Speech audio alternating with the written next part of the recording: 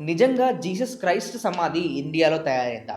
ఇప్పుడొస్తున్న news ఇంత viral అవ్వడానికి కారణం ఏంటంటే, జీసస్ క్రైస్ట్ చనిపోయిన తర్వాత ఆయన మీద ఒక లెనిన్ క్లాత్‌ని కప్పిర్రు.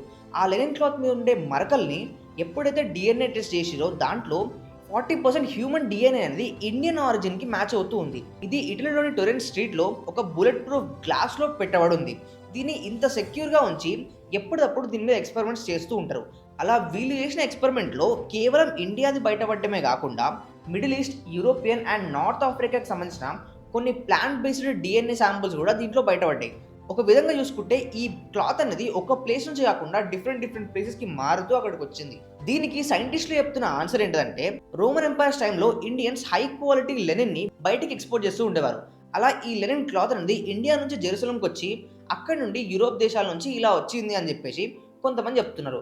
అండ్ ఇందులో బయటపడ్డ ఇంకొక మెయిన్ విషయం ఏందంటే, ఈ క్లాత్ మీద 1988లో ఒక ఎక్స్‌పెరిమెంట్ చేసినప్పుడు దీని ఏజ్ 700-800 ఏళ్ళు మాత్రమే.